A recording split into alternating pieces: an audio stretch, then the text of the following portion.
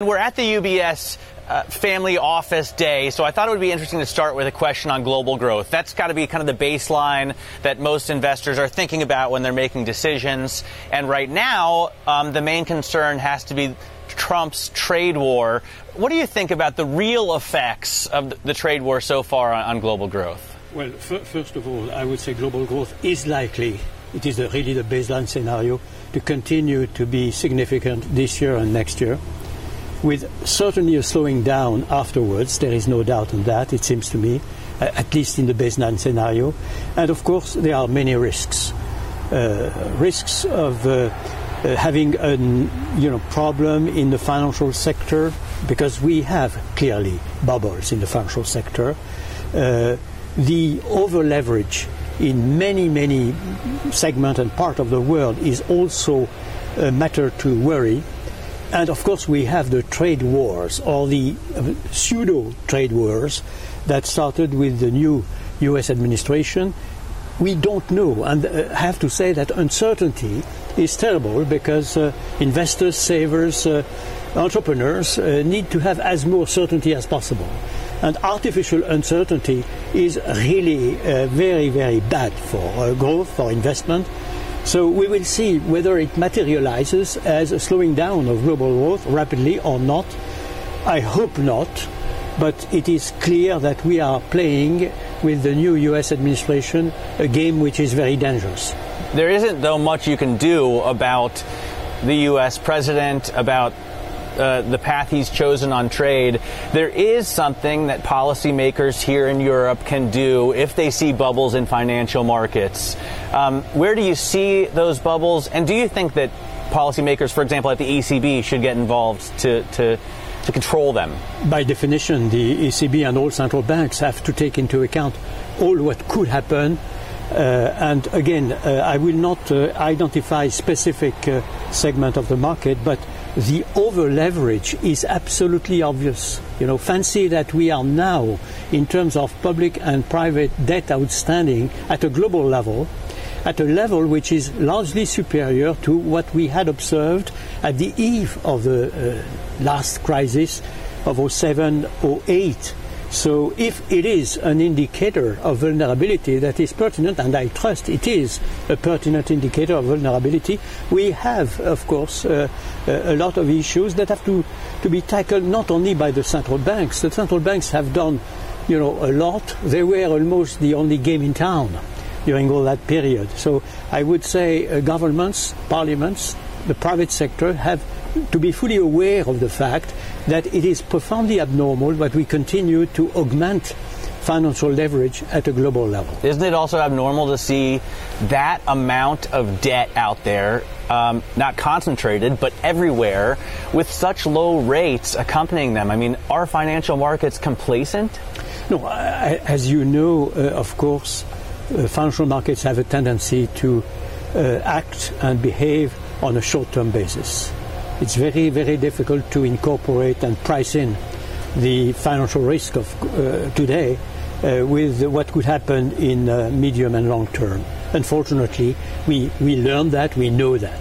So what is very important, in my opinion, is that all the other partners, but the central banks avoided a Great Depression, which could have been even worse than in 2930s in the last century.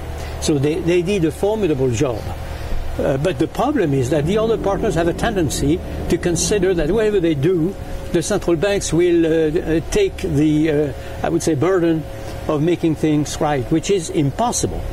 And I think that the central banks did all what they could, that they are starting, as you know, in the US and now in Europe, and I hope tomorrow in Japan, to withdraw their extraordinarily accommodating posture, including in the non-financial, non-conventional area. But again, if the other partners don't do their job, we will have a lot of problems. John, your successor, Mario Draghi, has recently said he's starting to see vigorous inflation. And a lot of investors, markets indeed believe that could bring forward normalization of rate policy to the end of next year. Do you think that's the right timetable? And do you see that kind of inflation as well? I would say that first of all decisions of a central bank are data depending and projections, expectations depending. So it's clear that we are now in a very different situation from where we were before the action of the central bank, and I take it as a very, very important signal that inflation expectations are now more or less in line with the definition of price stability, not only in Europe, as you know, but in the US, in Japan, and in the UK. All major central banks of the advanced economy have the same definition of price stability, around 2%. So that is very good news, and it confirms, it seems to me, what had been already pre-announced to the market. First, they will end QE in terms of net purchase, positive net purchase of tradable securities at the end of the year, and they will also, of course, start increasing rates, but quite a long time afterwards. I don't think that there is any other signaling of the central bank, and it seems to me that it is probably reasonable to stick to this pre-announced, but if it appears that there are really inflation expectations going on the upside, it seems to me that accelerating the interest rate increases would be probably decided by the Governing Council. So that's what we could see at the end of next year. At least we won't see it until the end of the summer, through the summer of 2019.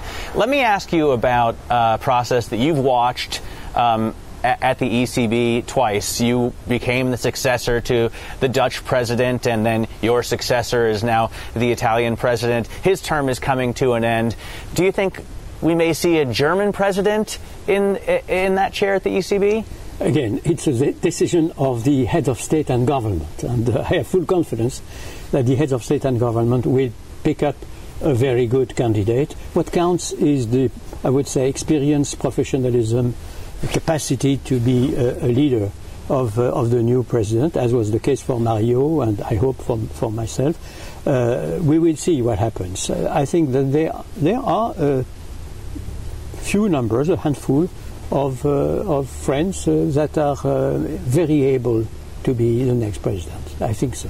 French? Do you say French people, you mean? I mean, all nationalities. Nationalities should not count. Yes. The new president should be entirely devoted to the superior interest of the euro area, namely the superior interest today of 19 countries that have decided to, I would say, share their destiny in common in that dimension.